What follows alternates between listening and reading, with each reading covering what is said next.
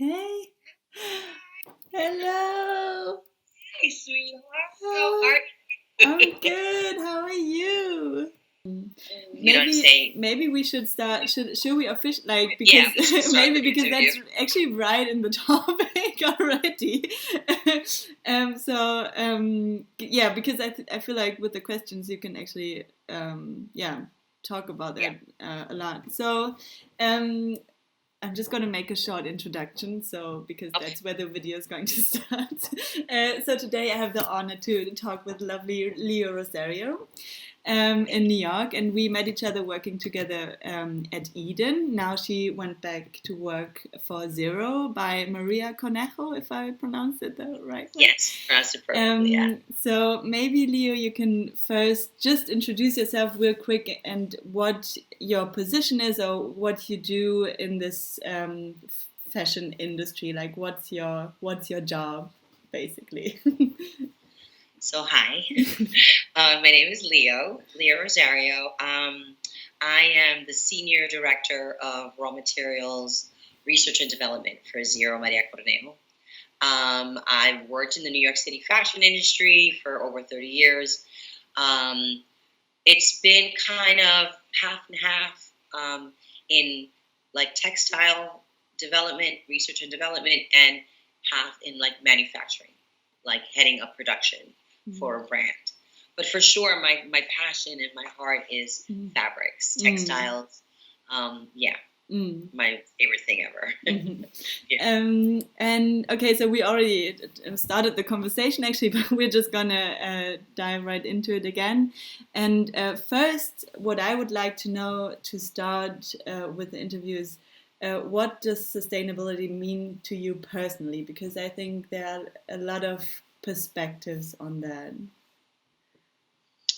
Yeah. Well, the first thing I would say that sustainability means to me is being conscious and caring and protecting of communities and earth and oceans. That's the first thing that sustainability means to me.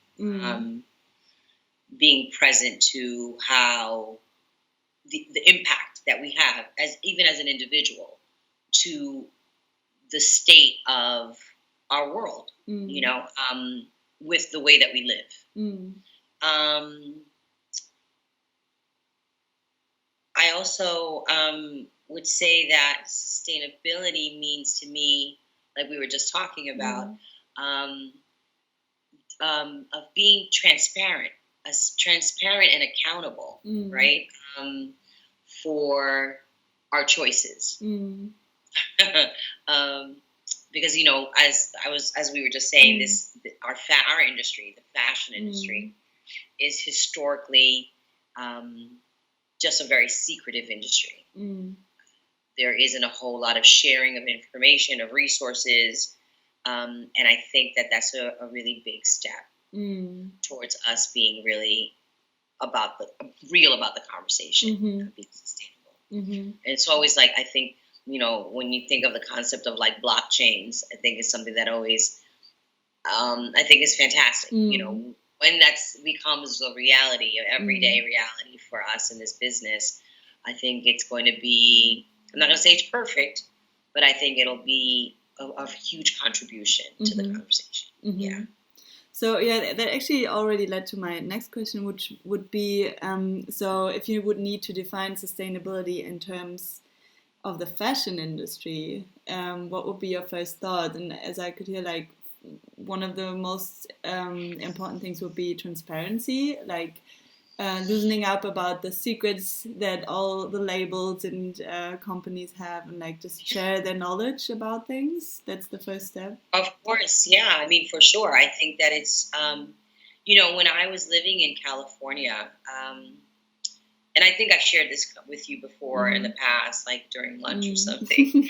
I was doing consulting, and I had a bunch of different clients. People that wanted to make cargo pants to go hiking, to people that wanted to make children's clothing.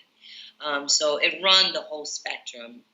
And one of the most common things that people would bump up against that were looking to do sustainable products is that they had no idea.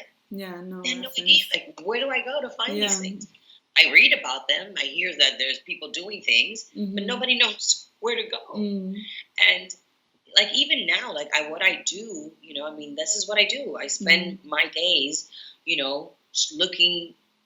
I mean, among other things, like sourcing and looking for a product. You know, things that are going to be in alignment with what the ethos and the mission of the brand is, which is to care for the planet. You know, I mean, Maria has always been a huge advocate for sustainability from the very beginning of her business opening back 20 years ago. You know, it's amazing to see the trajectory and the journey that this conversation has been. And I think that finally we're in this place with it in fashion where it's not just kind of over here like pie in the sky, you know what I mean? Yeah. But like people really truly being like engaged and looking. But I sometimes feel that it's right now there's just too much buzz and too much thing around sustainability. That it's like becoming a label, you go right? to workshops, you go to like forums, you go to, you know, events where they're talking, and everybody's got a real slick, clean little thing to say about what they do and what their, you know, what their company provides, but it's sometimes not as people. I don't know. Sometimes I feel like people just it's a good talking point. Yeah, it's a good marketing PR point these days, but like, who is really doing the work, that's a different story. Do you feel like it became more label sustainability to sell? Like, because I mean, it is true. I think especially throughout the last 3 years, the topic of sustainability in fashion just is much more present than before. Yeah. But, you know, what's your feeling about it? Like, because I mean, I also see that a lot of things happening where I have the impression it is genuine, but at the same time, I mean, you know, huge companies using the term of sustainability in their mass collections. Like, do you feel there's more tendency to make sustainability a label and just for selling, or there's actually a change happening? I think that there is underlying. I think there is change that's genuine.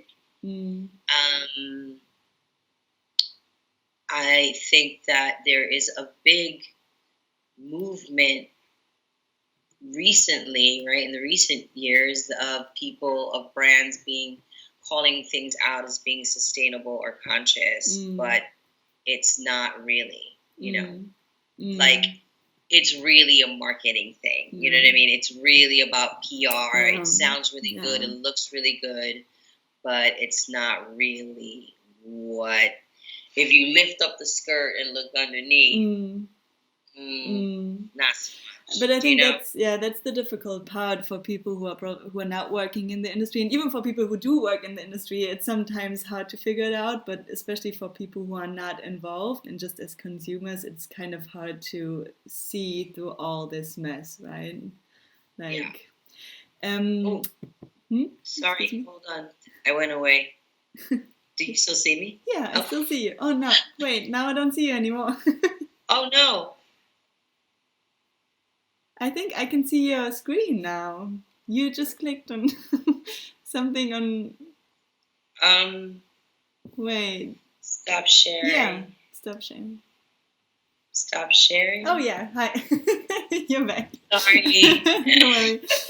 Oh my God, Leah, you're gonna have to do editing now because of me. Well, no, I think that's I think I want to leave it raw, you know, and like I think that's cute. Just about transparency, you know, we were just talking about it. Like, right. So yeah, actually, one of my core questions is that is actually. Yeah, that almost interests me the most is, do you think, you know, when you look at the debate of sustainability in the fashion industry, I mean, it's happening on so many levels, on blogs, NGOs, the industry itself, marketing, right? But do you feel that there's an aspect missing in this debate. And I mean, I could sense that maybe also transparency is important here, but I don't know, do you think of anything that you feel like that is missing to actually really like drive the progress? I think that it's mostly, my experience of it is that it's mostly very costly. Mm. I think that finance is a big speed bump in this conversation for companies that are looking to do business in sustainable ways, responsible ways. It takes money. It takes resources. It takes time to be able to really incorporate and bring those things, those elements into your brand, you know. And I also think capacity. So I'll give you an example. There's a company in California, in the Bay Area, in Emeryville, and it's called Bolt Threads. Have you heard of Bolt? Bolt Threads? No. Bolt Threads, yeah. So Bolt is a company based in Emeryville, California, that is a bunch of like scientists, really, who have created these textiles. One that mimics spider silk. It has the same tensile strength, the same lightness, the same drapeability as silk. And another textile called Milo, and it's a textile that mimics leather, made from like the core. God, I don't even know. I know it's from mushrooms. Oh yeah, like the way that mushrooms grow. Like that's the technology or the science rather that was used to create this leather. They launched with their micro silk. That's what they call it. It was probably like 3 years ago, like 2016. I was still living in California. Super excited when I heard about this. And it came out in a huge article, and they were collaborating with Stella McCartney. They still are. Right? And so I got away, called them up, figured out where they were, and I went over there. I wanted to have an appointment, to talk with them. And I wanted to speak to them because, I was still teaching at the Academy of Art, and I wanted to just kind of have just a meeting to kind of understand better, like what the product was, so that I could share it with my students and also share it with my clients. And basically, they were like, "Yeah, we're doing this, but we're not able, we're not ready to offer this to the market.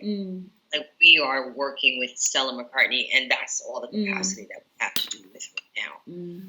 I just recently reached out to them, probably like 2 weeks ago, because I was interested. Now that I'm at zero, I'm like, I wonder, like, maybe we could do something with Bolt.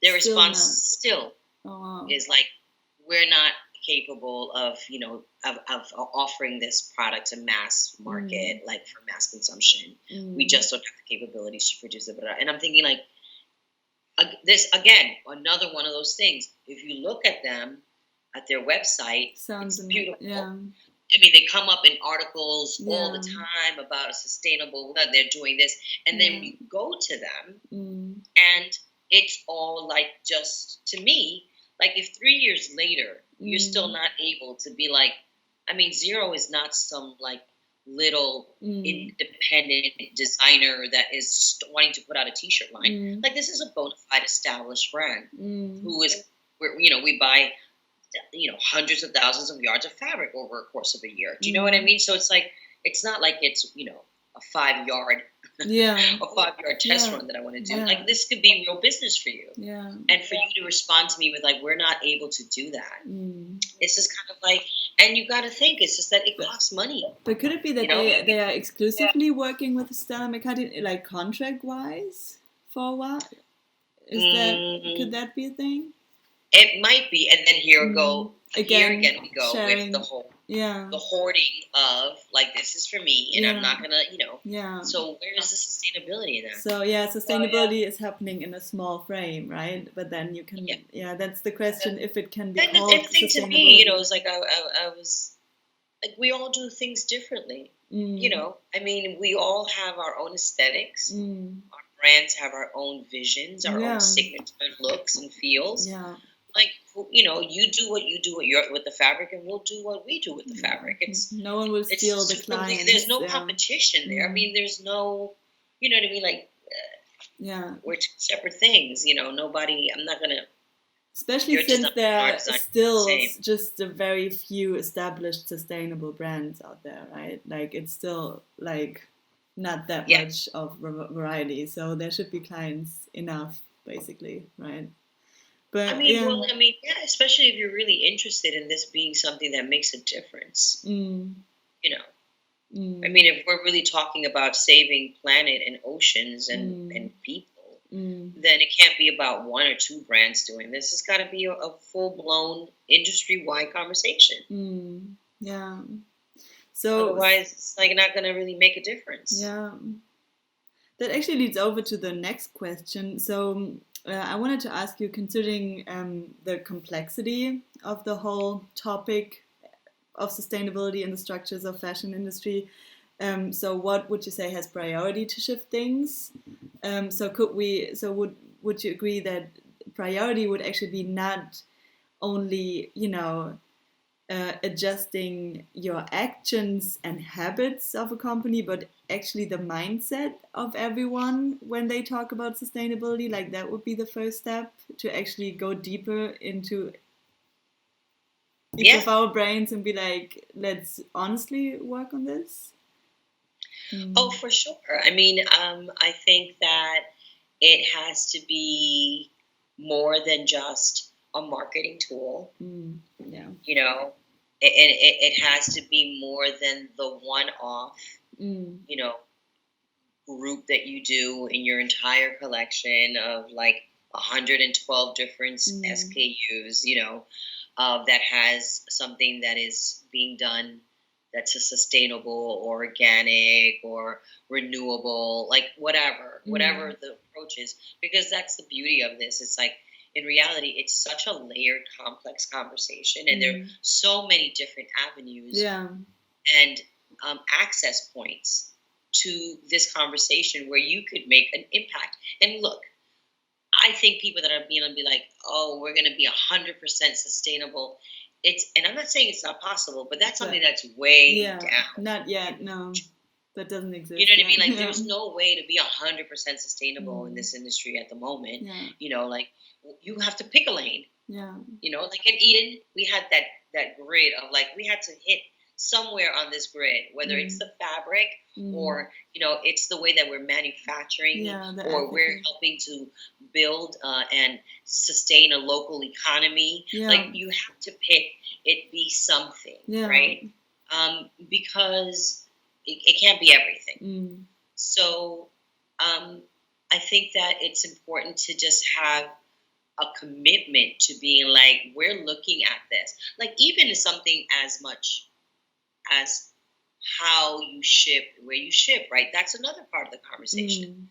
Like, are you shipping a fabric from Italy, to China, or from Italy to New York to then go back to Japan? Because like, what's the carbon footprint, of the way that you're managing your manufacturing? It's not even just about, oh, are we in a factory or at a manufacturing facility that is treating their employees with inhumane ways, paying them fair living wages.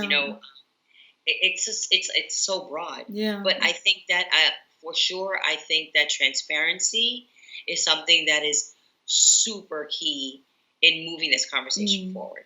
That people have to be willing to offer up. And like, look, I see fabric mills weekly. And even now, today, I usually have to start the conversation with like, do you have anything that's sustainable or organic on your brand, on your collection? Because I'd like to see those qualities first, right? Because they're just selling. They're just selling.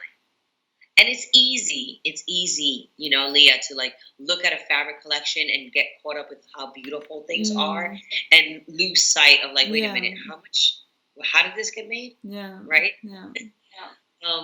But you will find also that the things that are made, you know, when I go going back to when I talk about resources and the finances of it, most of the times, like, it's super expensive. The fabrics are more expensive, you know?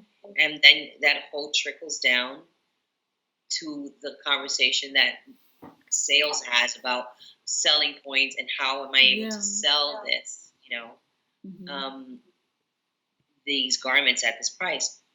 When you have a client base that's accustomed to going to you and buying a certain, let's say it's a printed silk, right? They're accustomed to buying it at certain price points. And you go from having this fabric being, you know, produced in Korea to having it produced with a mill, you know, that's doing sustainable, you know, zero hazardous waste, and price jumps up $10, $15 a yard because of it. It's hard for you to go back to your clients, as to your retailers that has been buying this product from you for years, and be like, so now because it's sustainable, I'm going to have to charge you 30% more than I used to. It's a tricky conversation, you know. So I think that has a lot to do with the things that slow the progress of this movement. You know. Also, I mean, you know, because if you raise the price for like 30 or 40%, the reason why retailers might not take it is because the customers are not willing yet to buy it. And that would actually, we would come to my last question, which I also think is very interesting.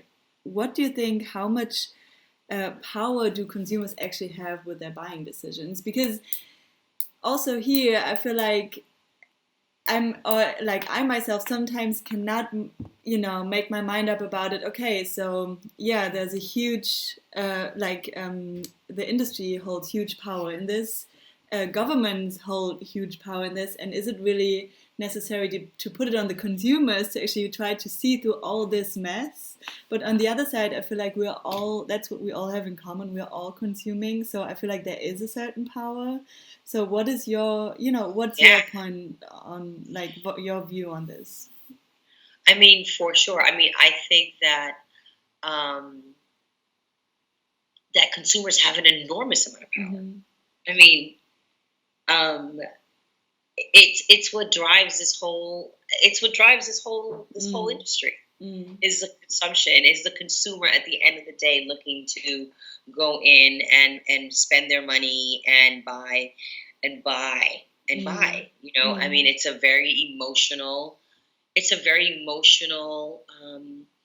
experience. Like, I mean, in reality, fashion taps into our emotions, you know. I mean, you know, that's why people do, like, you know, shopping therapy, retail therapy. You know what I mean? They're having a horrible day and they go out and they go shopping. You know, it makes them feel better. You see something, oh my God, this is amazing, and I'm going to get this, and I'm going to feel this way when I put it on. So, I think at the end that consumers in this industry hold the biggest amount of power. Because that's what we're in the business of doing, is to create a product that somebody wants to buy and wear and take it home.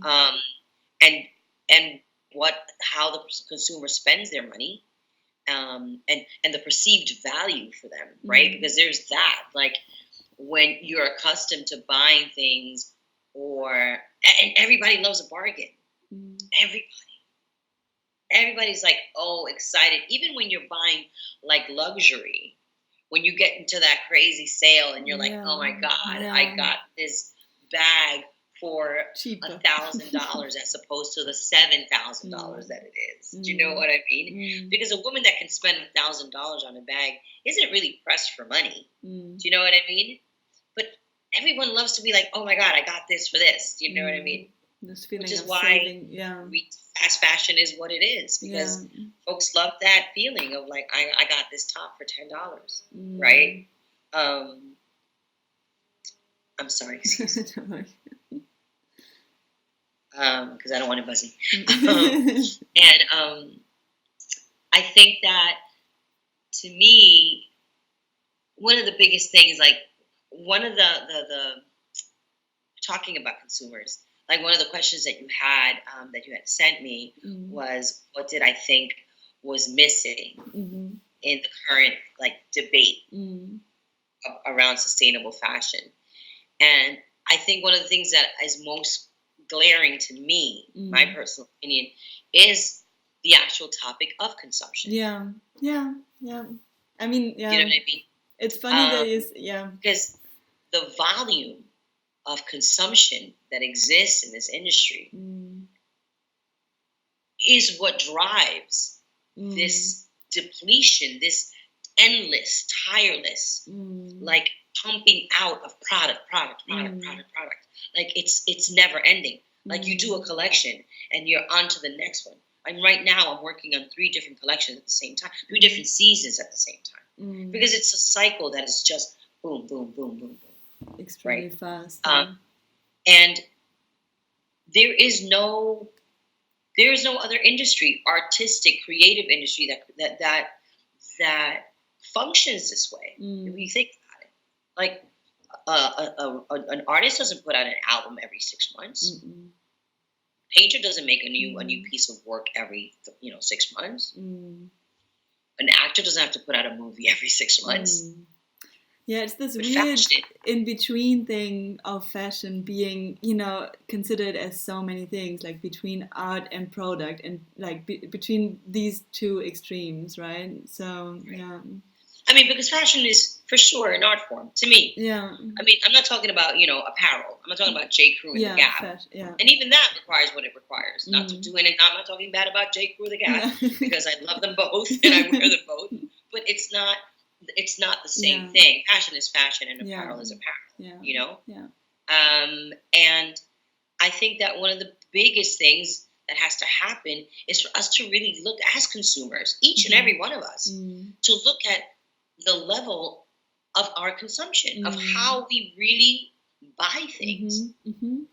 Like, how many pairs of shoes do I have in my closet right now? How many pairs of jeans? How many jackets?